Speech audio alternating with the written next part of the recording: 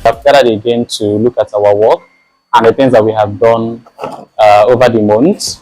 And we're going to start quickly with the opening remark from the Executive Director, after which we go into the other activities. Thank you. So I welcome all of you to yet another review meeting for the month of May 2026. It's our routine check, our routine monitoring and evaluation of our work we have done for a period of 1 month to review the last review meeting's activity, span through the work we have done in the month of May, and then also check some of the good efforts people have made. So I want you to open up your mind, open up your spirits, and embrace all the things we are going to see at this meeting today. Ask those critical questions, right? Ask those critical questions that are very important for our personal development and for our work. So you're welcome. And then, like Chineke said, it's going to be a busy day. There's a lot of things that we're doing. Thank you very much for coming, and I wish us a very healthy, safe meeting. Thank you. This month, we were able to have 132 cases in total. ISNs has 8 cases, blackmail 3, other 2, arbitrary arrest 1, sexual assault 1, other assault 1. Mr. Kenneth, arbitrary arrest 4, other 4, blackmail 2, extortion 1, eviction 1. The 2 psychosocial counselors has a high recording of anxiety in most of their cases. Then Enugu has the highest in the both cases reported. Enugu has the highest report from the both psychosocial counselors. I would actually say I've improved in terms of case resolution, especially the fact that we have to probe our client to get the details of an issue, of a case, so we can actually know how best we will go about to resolve that case, especially to know implications of the desired outcome our client would want to take, because we are not the one giving them a desire. We just have to provide or give them options of how best we can actually go about resolving an issue, and then we'll now go with their flow, and then letting them know the reason why they have to take this part and the other part to get an effective resolutions in terms of case resolution. I can say that my work has actually improved from last month to this month. My interactions with the community members has actually improved. My collaboration with ministries, advocacy visits, and other form of collaboration has drastically improved. This has actually made me been able to execute my work as it's supposed to. At the same time, my reporting has actually improved as well. The way I tell stories, the way I relate with the community members has actually improved. This shows that there is a lot of progress going on in my self-development level. We'll keep coming back to this definition. So let us read together. What is a team? A team is a group of people who work together towards a shared goal, leveraging each other's strengths and skills for collective success. Fine. This is self-explanatory. We are a group of people, we have a common goal, and we are contributing our skills, we are contributing our strengths to achieve that goal. A team has roles, and these roles could reflect in the positive or in the negative. So the first role here is to initiate, and then the next role to follow, the next one to oppose, and then the last one to observe. Now, in this group activity, we are going to, discuss together and fill up this table. This table has 3 columns: stay, stop, and start. Well, for the stay, I think we should continue the narrative reports typing we just adopted this month. For me, I would say the fact that anytime we have any slightest opportunity, be it review meeting or any gathering, we tend to have a capacity building out of it. I think is one thing that should stay. From my end, I would say the AGHI Congress rant is a beautiful opportunity for us to hear from the community that we serve. It should stay. Thank you for your contributions to this. All these have been noted down and, will be put into action. I became more strategic in my case handling and in handling more tougher cases, providing interventions and a better way to resolve cases. I improved on the input, output, and impact, especially in our community members.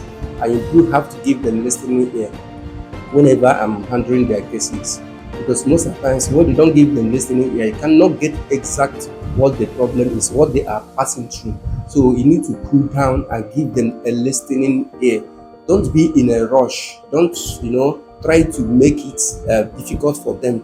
So you have to cool down and listen to them so that they will tell you everything, all the details on how their problem, how it started, how everything happened. Because when you relax and give them that listening ear, they will feel free to speak to you what exactly happened and how it happened. The human rights violation trends in Southeast Nigeria. This is the comprehensive finding presentation. So 34% of these respondents said that student-dominated areas are the places that keto happen more, right? And then we have 221, that is including the 110 and the other 11 for the qualitative research. And then we have about 6% saying that they have, the suicidal ideation when this occurred. And then we covered 6 states, and then we also had 99% of keto rate amongst trans women. That is the FDG that was conducted by Ken and Ben and then Hyacinth. So 99% of them reported that they have experienced keto, and then this happens amongst the trans women in Imo State. So this is an overview of what we are diving into as we go through the research one after the other. So this is a total representation of the persons that participated in this research, cutting across from the survey and then from the qualitative data collection. Now to the incident location and size, that is from the states that we have recorded. Private apartments have the highest number of recorded incidences, and then we have that's 29%. Dating apps have 27, hotels have 22, online only blackmail have 19, and open spaces have 19. Neighborhoods / club bar have 3, shuttered apartments have 2, and then the transport parks have 1. So these are the places that people have agreed that keto incidences happen more. So this is where the documentation part comes in very well, because the importance of documentation for victims and for paralegals. So for victims, it ensures their experience or proper recorded, because when you are chatting with someone you met on either social media or whatever, chatting with that person, when the chatting is going either way around, you are supposed to know. And your documentation is supposed to start at that point, not when it results to problem. Let's say I'm texting with this person, and then I screenshotted the other person's chat with me just for documentation purposes. And then you said that by so doing, I may be documenting for my own use, but then violating the person's privacy. But I want to ask, in instance where there is a text of threat, you understand, do I have that right to screenshot for evidence purposes? All right, thank you, sir. When you document clients' information and their events, you are meant to do what? To keep their confidentiality, because you are not supposed to be spreading what their event is all about to people. They are supposed to maintain confidentiality. From the capacity buildings, I have learned to manage case appropriately and document my client intake form well, and also follow up case accordingly. So with the help of capacity building, which we normally embark on in AGHI, it has really helped me a lot to make decisions while handling a case. Over time, the review meeting so far has helped me in improved intervention strategies. As I have learned new ways to intervene on cases. I've learned also how to best follow up cases. Over time, when we gather for review meetings, we tend to hear from our colleagues across the other states, and sharing knowledge from how these cases have been handled or resolved from them has also provided a channel for us to also learn and adopt some strategies they have used in terms of case referral when it gets overwhelming and involving relevant stakeholders. So in general, I would say that the review meeting over time has improved how how I have intervened on cases, because I have learned from the experiences of my colleagues outside my own states, and then that's so far has been one thing I know that have stood out so well for me. The meaning of adapting to change in the workplace, and this really play a major role in our organization and also us as a human being. So adapting to change means being flexible and willing to adjust to new situations in the workplace without allowing fear or resistance to affect productivity. When you don't adapt change, it can affect the organization in the aspect of your having low performance in your work, and you will not be, you'll be having that fear, oh, if I did not do this thing, it will affect the organization. And sometimes you will feel stressed, and you will not be happy that I'm not doing my job very well. What's the outcome of it if I do not do my job very well? It can lead to you having that fear of losing your job as well. So it also means learning new things, accepting improvement, and finding ways to cope with pressure. So this is the positive impact of adapting to change in the workplace. Number one is it improves job performance. When you adapt that change, it will improve your tasks, and you will perform very well. No need of somebody telling you that, oh, you are doing well. Within yourself, you know that you are performing very well. So employees who adapt quickly to new system, roles or procedure perform their tasks more efficiently. So number two is it increased productivity. I've improved in my work based on the appropriate intervention to support my clients on social and emotional well-being, and also documentation, how to document my report. Something that has stood out for me so far is the target versus achievement. So the need to meet a certain target that have been put in place has made me bring out all in me. I've joined forces together to make sure that I'm able to meet this target. Our last presentation for today is on leadership. We need to look at some of the critical things that makes us as leaders. And one thing about leadership is that often people classify leaders as only the executive director or only the program manager or other people in the management. Rather, every one of us are leaders in our own level, right? And then there are classes of leadership, and then it's important for us to understand at what point are you leading and at what point you're being a follower, and some of the things that makes up leadership. Leadership can be defined as speaking, listening, and acting in a way that mobilizes yourself, and others to take effective action to realize visions, possibilities, and dreams. So a leader do not exclude himself from the act of leading. So that is why often some people lead from the behind, and some leaders also lead from the front, right? And leaders also help people to realize the vision, possibilities, and dreams. It is only a hard leader that will push people to get those dreams that is difficult for them to achieve. There are individuals that you need to drag, pull them by force before they can act, right? And if you are not that kind of leader that push people to act, to action, nothing will work. Today's review meeting, I have learned a whole lot on leadership, which my ED presented today. That leadership is, as a leader, your ability to guide and to make decisions and to help others to achieve a certain goals. We have looked at leadership, and this is management. Management is the administration of an organization, whether it be a business or not-for-profit organization or a government body. Management includes the activity of setting the strategy, of an organization and coordinating the effort of its employees or volunteers to accomplish its objective through the application of available resources such as financial, natural, technological, and human resources. So empowering subordinates is part of what we are doing. Only in this training, in this review meeting, we've done 3 presentations, right? What are we doing by doing that?